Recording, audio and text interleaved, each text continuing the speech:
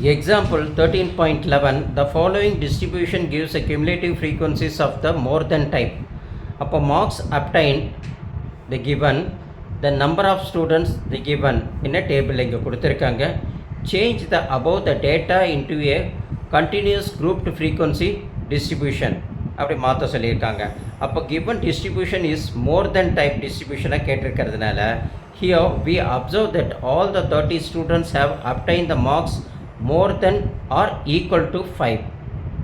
புரியுது இல்லைங்களா? அப்போ நம்ம இங்கே பார்க்கும்போது எப்படி இருக்கும், மோர் தென் டைப்னு வரதுனால இங்கே பாருங்கள் 30 ஸ்டூடெண்ட், 5ன்றது என்னது மோர் தென் எவ்வளோ நம்பர் ஆஃப் ஸ்டூடெண்ட் 30 ஸ்டூடெண்ட்ஸ் எடுத்திருக்காங்க. அதான் here we observe that all the 30 students have obtained marks more than or equal to 5, equal to 5க்கு ஆர் மோர் தென் 5க்கு அப்படி வந்திருக்கு.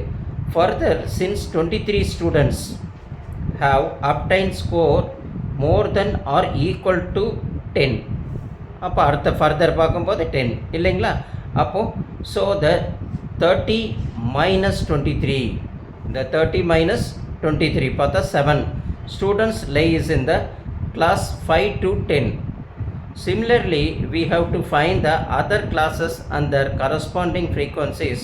Now we construct a continuous grouped frequency distribution as கொடுத்துருக்கிறதாங்க. வெர்டிக்கலாக ஒரு time table கொடுத்துருந்தாங்க. நம்ம இப்போ என்னது horizontal டைப்லேருந்து வெர்டிக்கலாக எழுதுகிறோம். எப்படி 5 to 10 இல்லைங்களா? 5 to 10 கிளாஸ் தானே, தானே 5 to 10 தானே அங்கே கொடுத்துருக்காங்க. பாருங்கள் இங்கே 5 to 10, 10 to 15, 15 to 20 இப்படி கொடுத்துருக்கிற டேபிளில் நம்ம ஃப்ரீக்வன்சியாக எழுத போகிறோம்.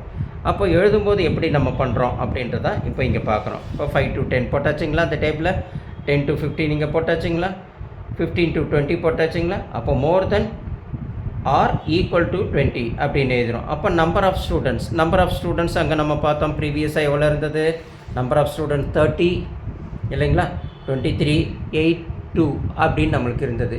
இப்போ நம்ம என்ன செய்யணும், அதையே 30லேருந்து அந்த ப்ரீவியஸாக இருக்கக்கூடிய 23யை லெஸ் பண்ணிக்கணும்.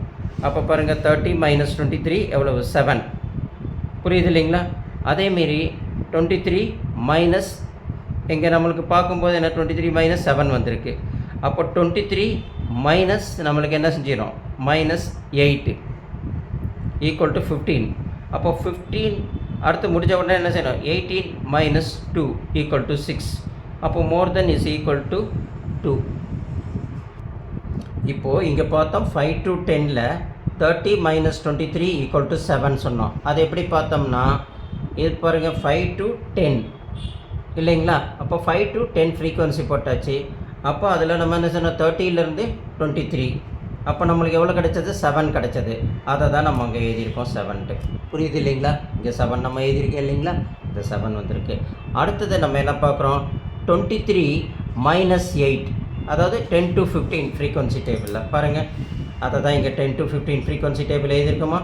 23லேருந்து -8 போட்டுச்சுன்னா 15 வந்திருக்குங்களா நம்மளுக்கு, ரைட்டு. இப்போ 15 அப்படியே இருக்குது. அடுத்தது நம்ம என்ன செய்யணும், 8 மைனஸ் இங்கே பாருங்கள்.